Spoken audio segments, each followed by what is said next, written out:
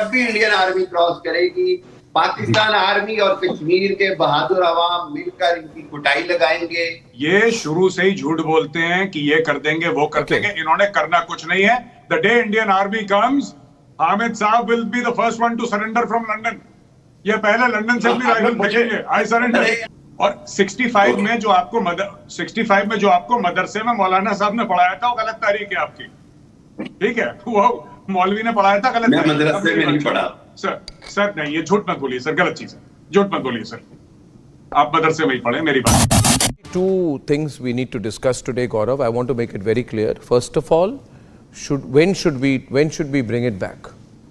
Question is not whether, it's a question of when right now. And there are two options, viewers, on the debate. One, that we should intervene immediately because we have all kinds of superiority opportunities. Our timing is good, government is strong. The other option is that we wait. So should we intervene or should we wait? These are the motion of the debate, ladies and gentlemen. I feel we should intervene. We are a humanitarian country. We always intervene when people are being tortured and exploited.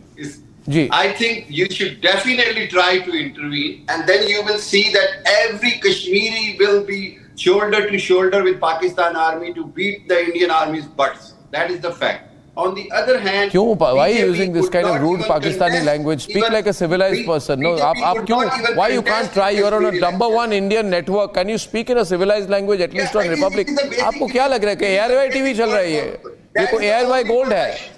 Why do you talk like that? That is the only word I could say for your dream. The whole thing that people of Kashmir will join and fight along with Pakistani army, this was exactly what they had planned in 1965, and not one Kashmiri Muslim joined. This was what they had planned in Kargil. Not one Kashmiri Muslim joined. I have to use now, the word. What happened in 65? Sir देखिए, अमित साहब एक minute, आप बीच में मत बोलिए sir, अच्छा नहीं लगता। अच्छा नहीं लगता।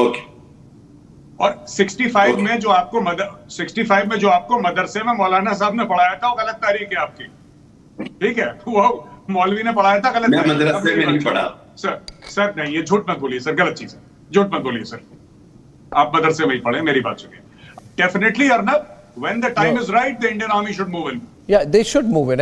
Listen to me, Arnab. I don't know कि ये लोग जो कह रहे हैं कि कश्मीर के लोग जो है वो इंडियन आर्मी से लड़ेंगे, वो तो पता नहीं कब लड़ेंगे, क्या लड़ेंगे। फिलहाल तो वो पाकिस्तान की आर्मी और पाकिस्तान की पुलिस से लड़ रहे हैं। मुझे नहीं लगता कि वो इंडियन आर्मी से लड़ने के लिए रेडी हैं। और जो कुछ हो रहा है, it's very embarrassing for Pakistan army and Pakistani government, क्योंकि ये जाकर जो यूनाइटेड नेशन में कश्मीर करते थे, अब कैसे करेंगे? क्योंकि सारा जो अब तो पाकिस्तान मीडिया भी दिखा रहा है, कुछ छुपा हुआ नहीं है जो कुछ हो रहा है। और उसके बाद कहना कि हमारे पास एटम बॉम्ब है, तो वो एटम बॉम्ब जो है वो डराने के लिए रखा हुआ, चलाने के लिए। No, that's Arzu speaking. Arzu, she's a Pakistani. बोलने दीजिए आरजू को, स्पीक अप आरजू। सो देखे, पाकिस्तान इस वक्त गलती हुई है इनसे। कश्मीर में कश्मीर वालों को राइट्स नहीं दिए गए, हम उनको सेकंड सिटीजन के तौर पे ट्रीट करते हैं, और यही रीजन है ना वहाँ पे इंटरनेट चलता है, ना वहाँ पे मोबाइल सर्विसेज ठीक है। और बात हम करते हैं कि जी इंडियन साइड कश्मीर में इंटरनेट नहीं चल रहा, लेकिन हमारे यहाँ क्या है वो कोई नहीं बताता, कोई जाके देखता नहीं है। हामिद साहब लंदन से बैठ के पाकिस्तान का दर्द होता रहता है इनको पेट में, लेकिन ये जाके देखने को तैयार नहीं कि कश्मीर में क्या हो रहा है। लंदन से बैठ के कोई भी कुछ बोल सकता है। आई डोंट नो कि सेकंड गेस्ट पाकिस्तान में है या ये भी कहीं ऑस्ट्रेलिया से बात कर रहे हैं, क्योंकि जो ये लोग बात कर रहे हैं कोई नहीं रहा है। इतना प्रोटेस्ट हो रहा है, बहुत खूब बोलिए, खुलकर बोले आज। अब आप लोगों को क्या नहीं आ रहा, मालाकड़, स्वात, सब जगह पे स्ट्राइक्स चल रही हैं, और ये कह रहे हैं कि बहुत आराम से है, कुछ नहीं चल रहा है यहाँ पे। This is very strange. आप खुश हैं? अमित, आप देख लीजिए, आरजू को चुप कराएंगे, उनको सेंसर करेंगे आप? नहीं, ऐसे लगा। अरे वो इस्लामाबाद से बोल रही है।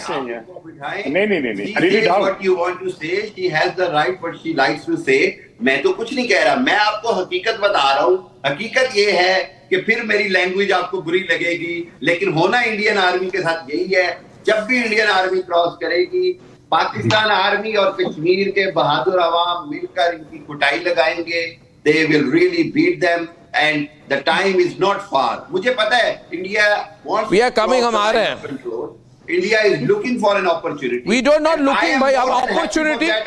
Opportunity because it will unite the nation again. You will help us to crossing the line of control. India will helping us Gaurav, one surgical strike at the end, please. Because there's already been 2 surgical strikes on the program. One from me, one from Arju. Now you have to do 1 surgical strike at the end. Briefly. I only want to tell my Pakistani friends one thing. ठीक है, ये शुरू से ही झूठ बोलते हैं कि ये कर देंगे, वो कर देंगे. इन्होंने करना कुछ नहीं है. The day Indian Army comes, Hamid Saab will be the first one to surrender from London. ये पहले लंदन से अपनी राइफल फेंकेंगे. I surrender.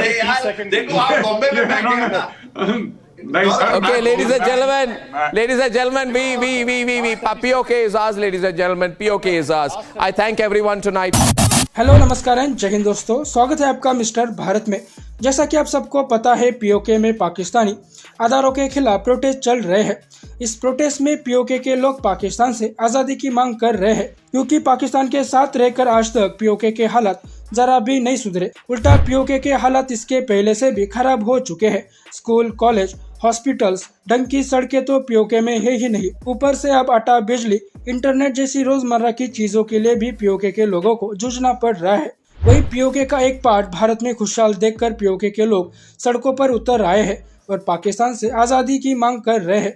इंडिया के रक्षा मंत्री राजनाथ सिंह जी ने कहा था कि पीओके में ऐसे हालात पैदा हो जाएंगे कि खुद पीओके के लोग पाकिस्तान से अलग होना चाहेंगे, और अब पीओके में यही सब हो रहा है। तो अर्नब गोस्वामी के इस डिबेट शो का भी यही मुद्दा था कि पीओके में अब जिस तरह के हालात पैदा हो चुके हैं, तो क्या इंडियन आर्मी को इसमें इंटरवीन करना चाहिए या फिर पीओके के मामले में भारत को और वेट करना चाहिए। लेकिन क्योंकि पाकिस्तानी पैनलिस्ट इस डिबेट में मौजूद थे, इसलिए अर्नब गोस्वामी ने कहा कि इंडियन आर्मी को पीओके में घुसकर पीओके को वापस लेना चाहिए।